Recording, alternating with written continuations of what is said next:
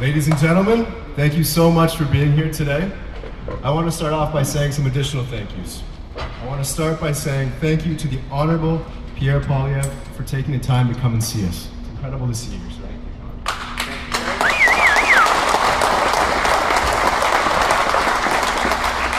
I also want to thank my friend MP Whatareuduing from Lambton, Kent, Middlesex, who's here today. She's been a big supporter of ours, guys. Dan Muse is here today as well. It was a pleasure to meet you, sir. Okay. And Dave Epp is here from Chatham, Kent. Dave?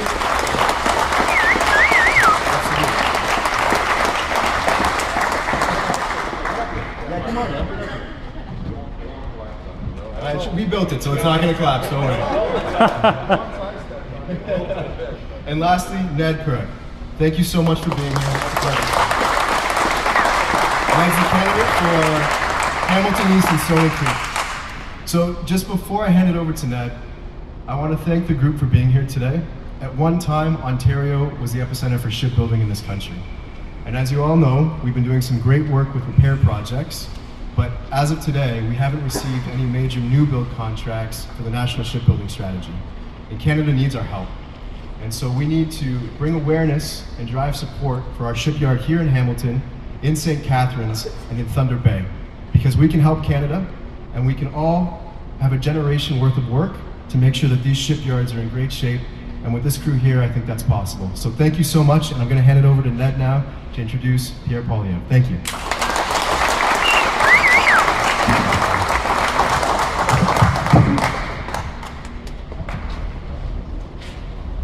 Hello everybody, thank you for being here today, and I'd like to thank Ontario Shipyards for providing much needed powerful paychecks for the Hamilton area.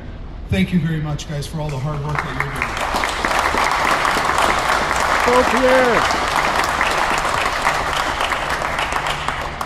doing. Pierre Pollievre is the leader of Canada's Common Sense Conservatives. He grew up as an adopted son of 2 school teachers. His wife, Anna, came to call Canada home as a refugee from Venezuela. Canada made and kept them a promise that anyone from anywhere can achieve anything. That hard work pays off with powerful paychecks to buy homes, gas, food in safe neighborhoods. The promise has been broken after 9 years of Justin Trudeau. Yes, it has. Pierre's mission is to restore Canada's promise. His common sense plan is to axe the tax, build the homes, fix the budget, and stop crime. He wants to bring home the country we all knew and love. Ladies and gentlemen, please give a warm welcome to the leader of the Common Sense Conservatives, my friend, and the next Prime Minister of this great country, Pierre Pollievre. Yeah! Go Pierre!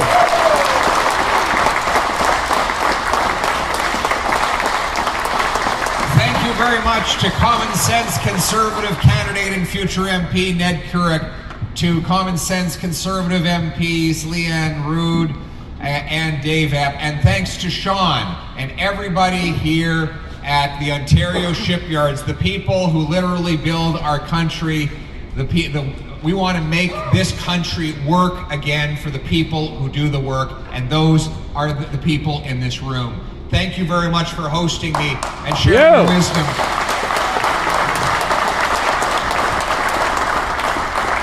There's a lot of muscular power in this room, but more than anything, there's a lot of brain power in this room, because that's what it takes to do the important trades that you carry out as carpenters, as welders, and as countless other important and well-educated tradespeople. You're the ones who are literally going to build our future, and hopefully build fleets that we will use for our country. It disappoints Yes, sir. Yes, sir.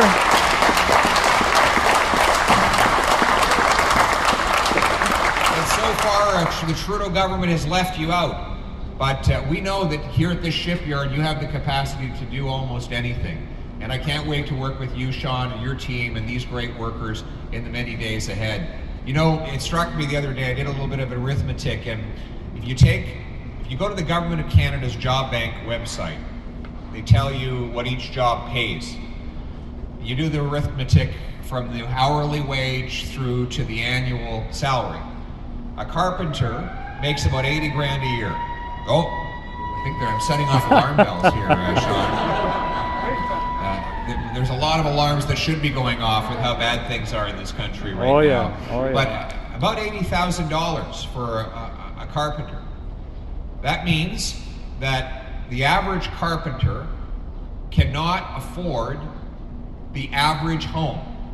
You need to have a salary, a family income of $180,000, 180 grand. So even if you have two carpenters, husband and wife, they're not making 180, they're making 160. That means the average carpenter salary does not afford you the average home. But let's put it in raw, simple terms. It means the people who build our homes, Canada was $973. Can you imagine that? Can you rent anything for $973 today? The average mortgage payment on a brand new home was $1,400. Today, it's well over $3 grand. After 9 years of Trudeau, housing costs have literally doubled. And yet here he is today again, in Hamilton, making more housing promises. He doubled housing costs, and now he's doubling down on the same promises that he's broken for 9 long years. Work doesn't pay. You make it, he takes it. Everything costs more as his carbon tax and inflationary money printing drive up the cost of heat, gas, and groceries. But the good news is life wasn't like this before Justin Trudeau, and it won't be like this after he's gone. We're going to bring home the country we love. Our mission is very simple. A Canada where hard work earns a powerful paycheck and pension that buys affordable food, gas, and homes in safe neighborhoods. Our plan is to axe the tax, build the homes, fix the budget, and stop the crime. We will axe Justin Trudeau's carbon tax. That will lower your gas, your heat, but it will also make things more affordable to transport. Everything that comes to you on a truck or train right now is more expensive because of the carbon tax. The food you eat must be produced by farmers who use fuel to pull it off of their farm and bring it to the grocery store. By getting rid of the carbon tax, we can lower those costs and make this shipyard more competitive so that they can pay even more powerful paychecks. We're going to fix the budget. We'll cap government spending and cut government waste to end the money printing inflationary deficits. That'll allow us to bring down inflation, interest rates, and income taxes. We're going to lower the income taxes to make work pay. We need to reward work rather than punishing it. Income tax is like the fine you pay for the crime of working hard. We need to let you bring home more of each dollar you earn, but you need a home to bring it to. The reason why housing costs have doubled is because we have the fewest homes per capita of any country in the G7. Even though we have the most land, we spend the most money on home building, and we have the most mortgage debt of any G7 country. How is it that we spend the most on homes, we borrow the most to buy those homes, and we have the most land on which to build those homes, and yet we have the fewest total homes per capita? The answer is government gatekeepers. We are the second slowest place in the OECD to grant building permits. That adds hundreds of thousands of dollars in costs for every newly built apartment or house. My common sense plan will cut the bureaucracy and taxes on home building. It will require municipalities to permit 15% more housing construction per year as a condition of getting their federal infrastructure money. They beat the target, they'll get a bonus. If they miss the target, they'll pay a fine. This will force them to speed up and lower the cost of permits, free up land, cut charges, fees, and taxes so it's cheaper to build and more affordable to buy. We're going to sell off 6,000 federal buildings and thousands of acres of federal land to build, build, build. We'll get rid of the carbon tax on the building materials themselves, and we'll have more support for the trades because we need more boots not more suits to build the houses of the future. Woo! You.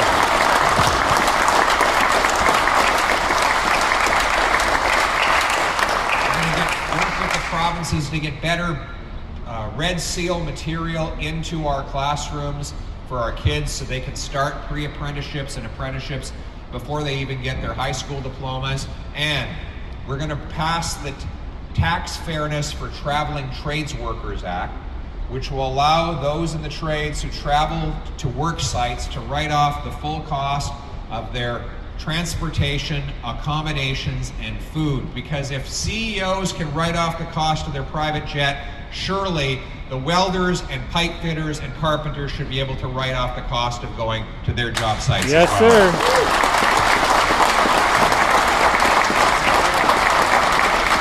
And we want to make sure these homes are in safe neighborhoods. We're going to repeal Justin Trudeau's catch and release laws and mandate jail, not bail, for repeat violent offenders.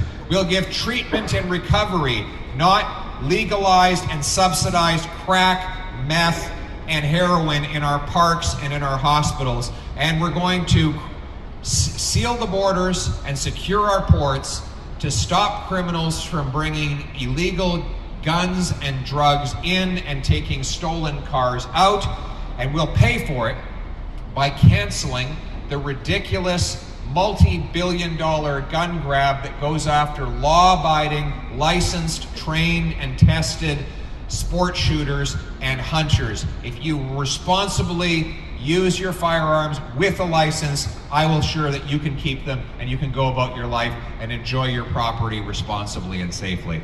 We will not allow Justin Trudeau to ban your hunting rifle, my friends. We're going to put you back in charge of your life by banning all of our ministers and MPs from any involvement in the World Economic Forum. Yeah. We will ensure that we have free speech by repealing the censorship laws, C11 and others. We will also cut off foreign aid that ends up in the hands of dictators, terrorists, and multinational bureaucracies, and bring that money home to rebuild our military and support our troops. Yeah.